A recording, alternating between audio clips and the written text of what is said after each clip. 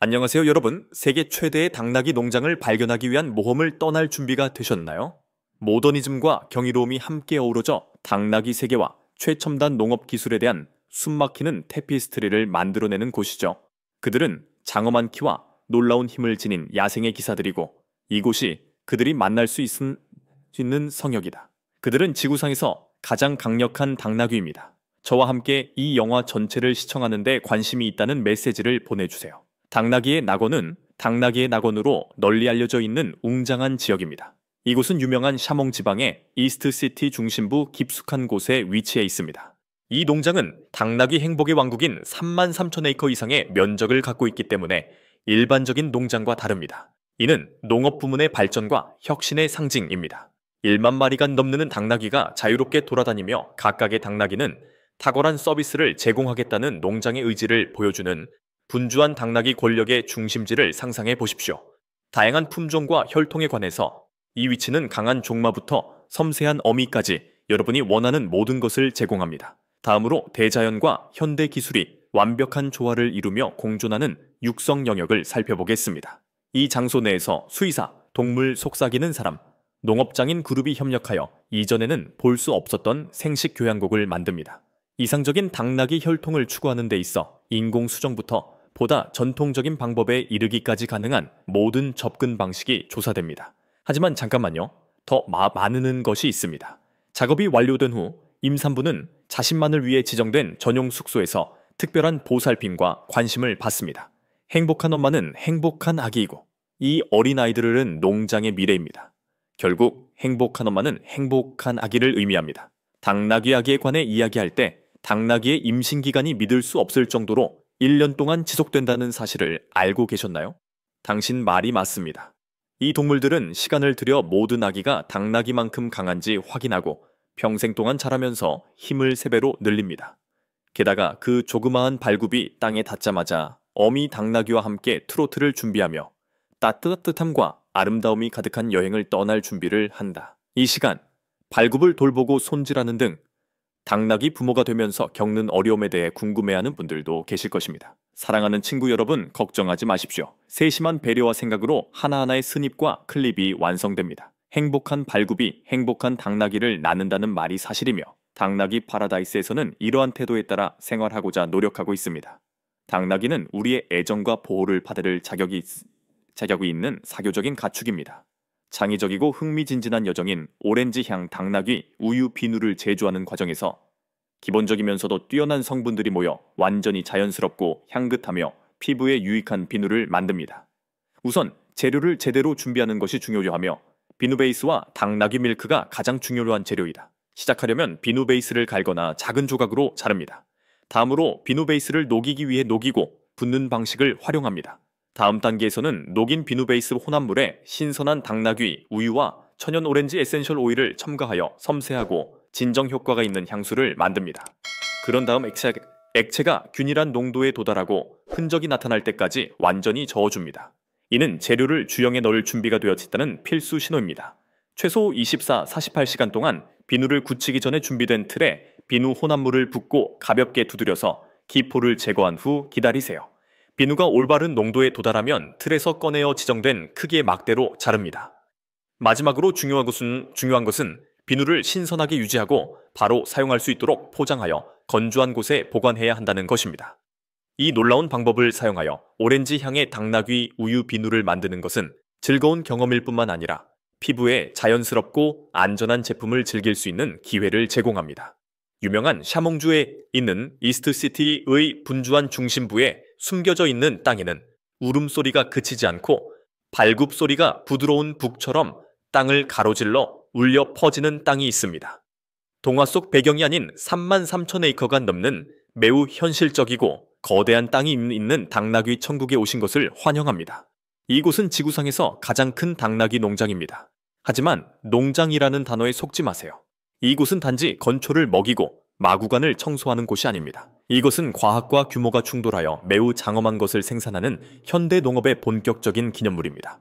지금까지 본 것 중 가장 진보된 당나귀 사육 및 관리 프로그램입니다. 1만 마리가 넘는 당나귀가 자유롭게 돌아다니는 곳을 상상해 보세요. 각각의 당나귀는 경이로운 힘과 안정성을 자랑하며 감히 말하자면 놀랍도록 카리스마 넘치는 성격을 갖고 있습니다. 이것은 평범한 먼지가 많은 무리가 아닙니다.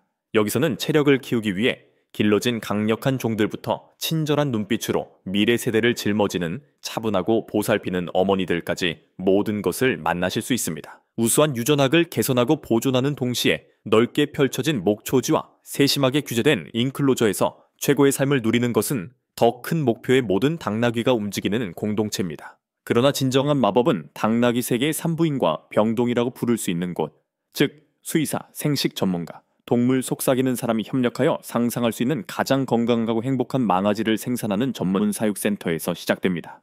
완벽한 혈통을 추구하기 위해 고전적인 당나귀 중매, 로맨스는 여전히 살아있습니다. 부터 인공수정에 이르기까지 전통 기술과 최첨단 기술을 모두 사용하는 것을 찾는 것은 드문 일이 아닙니다. 기본적으로 하이테크 러브 스토리지만 더 많은 소리가 있습니다. 그리고 암컷 당나귀, 즉 제니가 임신하게 되면 완전히 새로운 차원의 보살핌을 받아야 할 때입니다. 임산부는 엄마가 평온하고 행복하며 번창할 수 있도록 온도부터 사료 유형까지 모든 것이 맞춤화된 전용 숙소로 이동됩니다. 왜냐하면 임신한 당나귀가 출산하는데 꼬박 1년이 걸리기 때문입니다. 맞습니다. 365일 세심한 모니터링, 산전 검진, 때로는 심술궂은 제니에게 비타민을 먹도록 달콤한 말을 하는 것입니다. 하지만 결과는 강하고 탄력 있는 아기 당나귀는 땅에 닿아 첫날부터 다리를 시험할 준비가 되어 있습니다.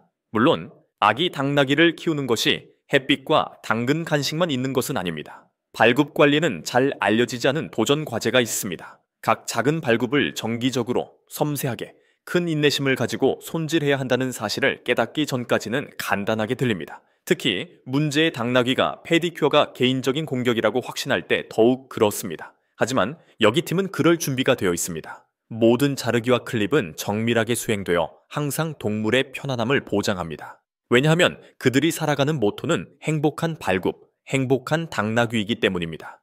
그리고 당나귀가 강인함과 완고함만을 상징한다고 생각했다면 다시 생각해보세요.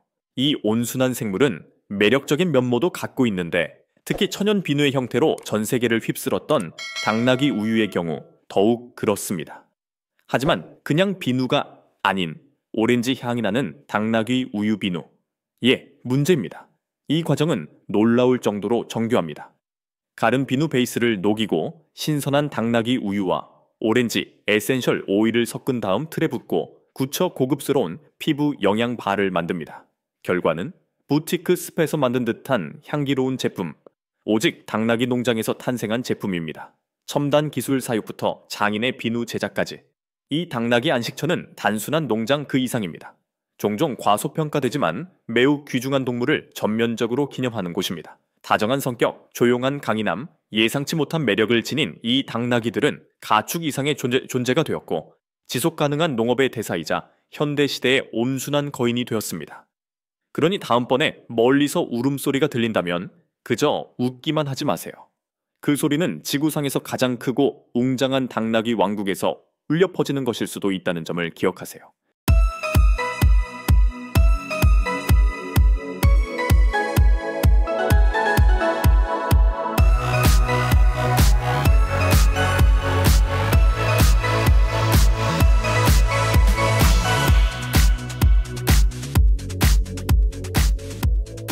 일부 스페인 고등어는 연중 내내 잡히지만 성수기가 존재합니다.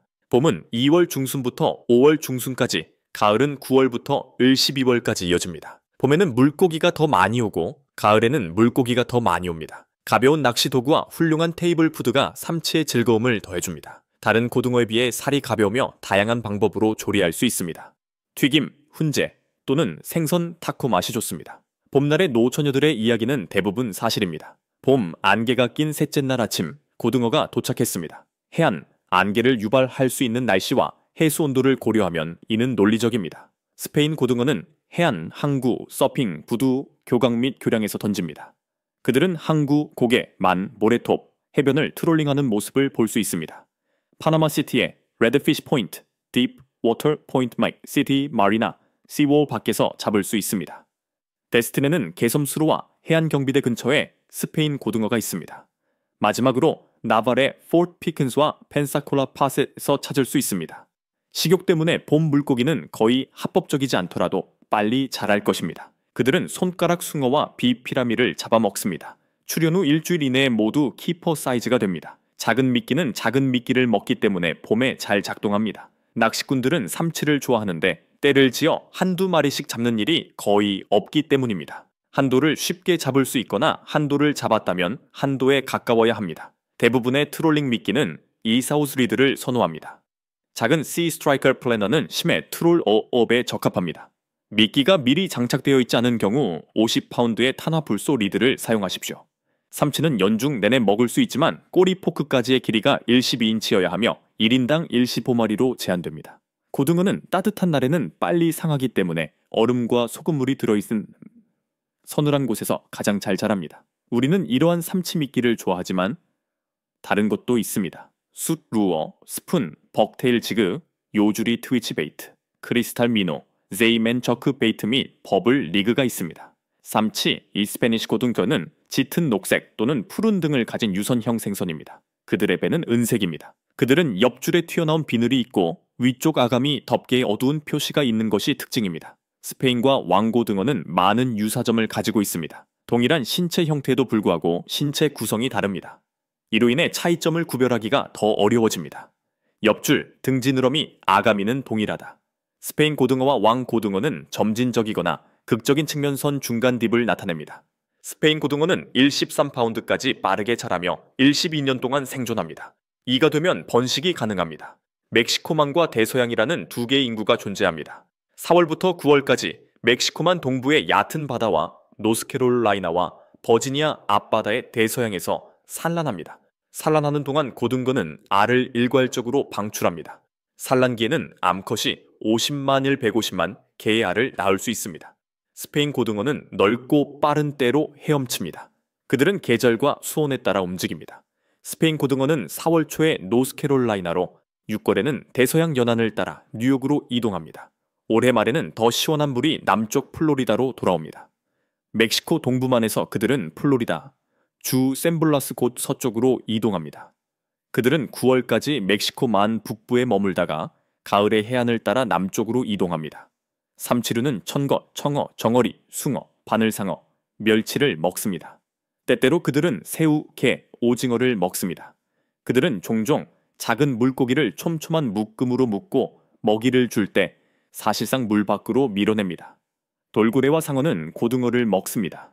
그들의 거주지, 미국 대서양 및 멕시코만 연안 스페인 고등어. 스페인 고등어는 넓은 바다를 선호하지만 얕은 하구, 깊은 풀밭, 암초에 서식합니다. 그들은 화씨 68도 이상의 물을 좋아합니다. 스페인 고등어는 대서양 중부 지역에서 왕고등어보다 더 흔하며 많은 여름 체서피크 만 어부들이 스페인 고등어를 낚시합니다.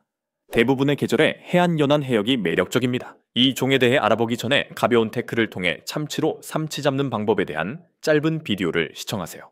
스페인 고등어에는 멕시코만과 대서양에 각각 하나씩 2개의 개체군이 있습니다.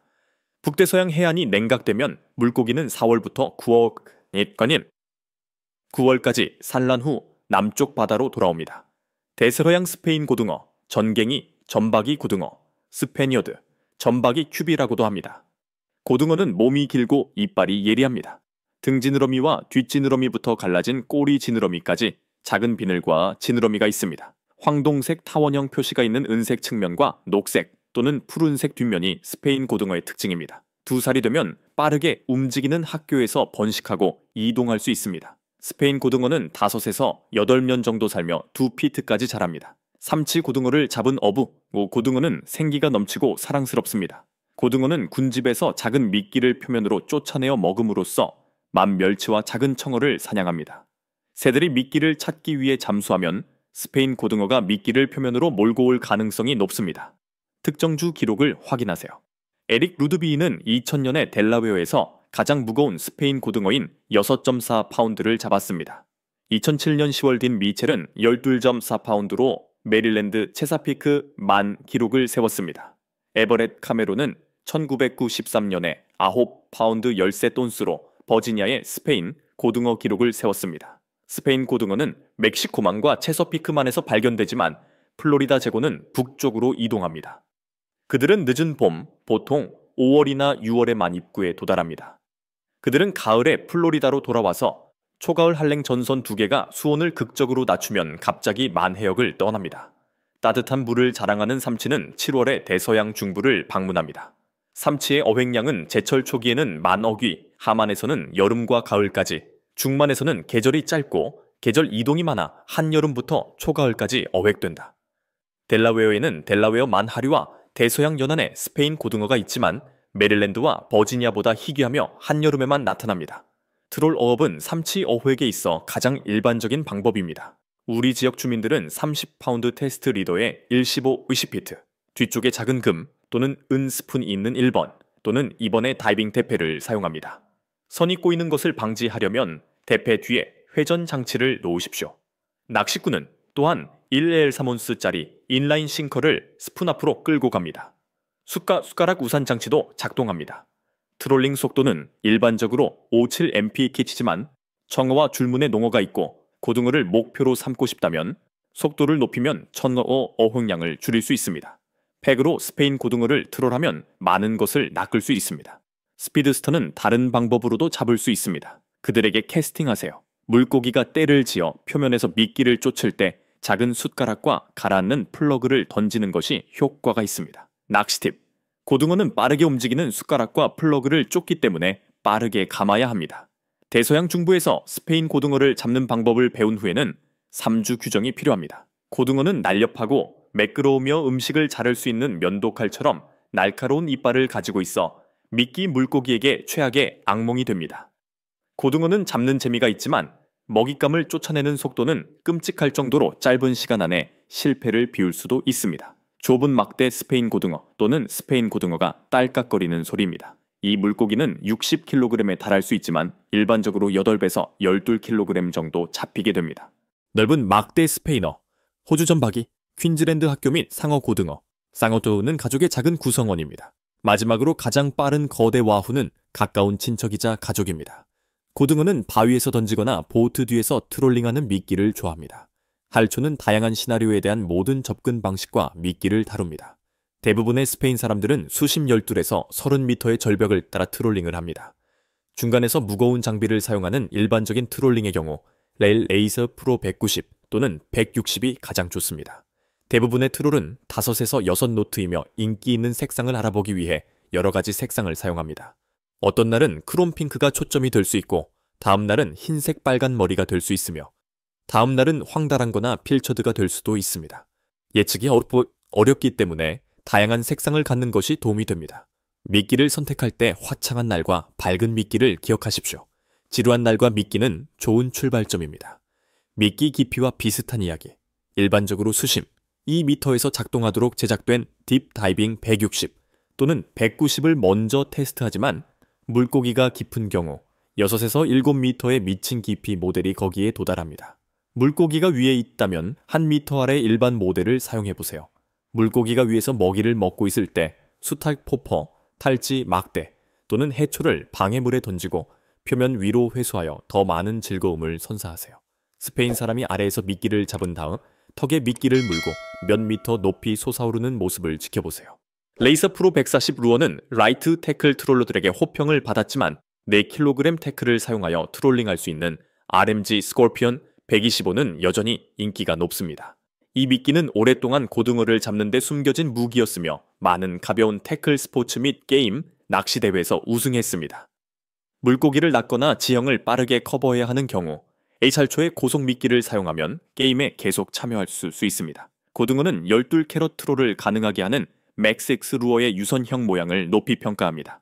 추가 보너스, 맥6를 낮추고 멈추어 선체 아래에서 물고기가 윙윙거릴 때 지깅을 시작하세요. 무엇이 그것을 깨뜨릴 수 있는지는 알 수 없습니다. 호주 바다에서 두 번째로 풍부한 고등어인 상어는 스페인보다 더 가까운 곳에서 발견됩니다. 그들은 스페인 사람처럼 포획되지만 표면 난기류에서 30g에 꼬인 미끼를 던질 수 있는 더 많은 기회가 주어집니다. 점박이 고등어와 학교 고등어는 비슷하지만 와우는 일반적으로 깊고 푸른 물에서 발견됩니다. 많은 거대한 와후가 거대한 진동에 휘말리거나 레이저 전문가에 의해 빠른 속도로 트롤링되었습니다. 해안에 발이 묶인 사람들을 위해 에이칼초는 고등어에 잘 맞는 수많은 미끼를 보유하고 있습니다. 중형, 무거운 캐스팅 장비에서 80g, 맥6 130은 장거리 캐스팅에 탁월합니다. 빠른 검색이나 심층 리핑이 잘 작동합니다. 중간 무게의 장비는 40g, 시글에 잘 맞고 1마일을 던집니다. 포퍼처럼 위에서 복구할 수도 있고 부상당한 베이트피시처럼 물속에 잠길 수도 있습니다. 고등어와 같은 표면 포식자는 저항할 수 없습니다. 쌈미터 스콜피온, 125는 작은 장비부터 중간 장비까지 바위에 가까운 작업에서 스페인 사람과 샤키를 능가합니다. 스페인 고등어는 호주에서 인기 있는 스포츠 및 식당용 생선입니다. 레크리에이션 및 상업 어부들은 단단하고 흰색이며 맛있는 고기를 높이 평가합니다.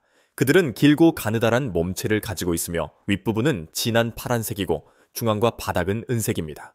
몸에는 가늘고 진한 파란색 또는 검은색 세로막대가 있습니다. 그들은 연안 및 해안암초에 원양의 표면에 서식하는 어류로 살고 있습니다. 삼치의 크기는 보통 2에서 15kg, 길이는 55에서 125cm입니다. 무게와 길이는 40kg과 200cm에 이릅니다. 상업 및 규제 스페인 고등어 어업은 지방 당국에 의해 광범위하게 규제됩니다. 이 종을 보존하기 위해 정부 평가 및 규제 개혁을 통해 상업용 할당량과 레크리에이션용 가방 제한을 줄일 것입니다. 모든 어종은 주마다 다른 크기 제한 및 기타 규칙을 현지 어업 당국에 확인해야 합니다. 마이클 윌킨슨, 이 1982년 3월 14일 남아프리카 나탈주 스코퍼로에서 잡은 44.91kg의 스페인 고등어가 IGFAO 태클 세계 기록을 보유하고 있습니다. 삼치류는 여름과 가을에 미끼 물고기를 찾기 위해 따뜻한 동호주 해류 남부를 따라갑니다. 겨울이 되기 전에 물이 식으면 북쪽으로 돌아옵니다. 스페인 고등어는 서호주, 노던 테리토리, 퀸즐랜드, 뉴사우스웨일즈 북부 해안선의 대부분에 서식합니다. 카약, 트레일러 보트, 갯바위 낚시꾼, 대형 게임, 어선 등을 통해 삼치를 잡을 수 있습니다. 스페인 고등어는 앞바다 연안부터 대륙분까지 미끼가 있는 곳이면 어디든 삽니다. 조건에 따라 미끼를 트롤링 및 캐스팅하거나 죽은 미끼와 살아있는 미끼를 견인하거나 떠다니는 미끼를 고정하거나 바위가 많은 곳에서 캐스팅하여 잡을 수 있습니다. 최대 8kg에 달하는 중형 물고기는 수백 마리씩 떼를 지어 모이는 반면 큰 물고기는 작은 무리를 이루거나 단독 생활을 합니다. 삼치류는 산호초 가장자리, 암초 봄보라, 난파선, 바위곶, 미끼 물고기 떼가 있는 큰 절벽을 선호합니다. 삼치 학교는 음향기에 표시가 잘 되어 있어 학교를 찾아 라벨을 붙이고 선호하는 방법으로 타겟팅할 수 있습니다. 삼치는 버터처럼 어부의 살을 찢을 수 있는 거대하고 예리한 이빨이 있습니다. 훈련받지 않은 낚시꾼들은 손가락을 뼈에 베고 허벅지는 넓으며 발은 피투성이가 되었습니다. 식탁에 올릴 만한 삼치를 착륙시키는 가장 좋은 방법은 머리에 구멍을 뚫고 나무 방망이를 사용하는 것입니다. 뇌를 자극하고 양쪽에서 출혈을 일으킨 후 물고기를 얼음 슬러리에 떨어뜨려 고정시킵니다. 햇빛이나 갑판 위에 놓아둔 생선의 살은 곧 부드러워집니다. 고등어는 손대지 않고도 보트에서 풀어줄 수 있습니다. 팔이 긴 후크 리무버는 손가락을 다치게 하지 않고 후크를 제거하는 데 유용합니다. 물고기는 관리하기 어렵기 때문에 산채로 배에 싣는다면 이빨로 차고 베게 되어 경로에 있는 신체 부위를 손상시키고 점액과 비늘을 제거하여 생존 가능성을 감소시킵니다. 상어는 떼를 짖는 물고기의 경계에서 삼치를 많이 잡아먹습니다. 상어는 모터 트롤링 소리를 따라가며 매 시즌마다 자신의 몫을 잡기 전에 삼치가 연결될 때까지 기다리는 법을 배웠습니다. 고등어는 얼기도 좋고 맛있어요. 열대 지방에서 잡힌 큰 물고기의 시구아테라 중독은 이 종의 유일한 위험입니다. 시구아테라는 신경독성이 있기 때문에 척추에서 더 높은 농도가 발견되므로 생선을 살코기하고 검은색 고기를 제거하면 삼키는 위험을 줄일 수 있습니다.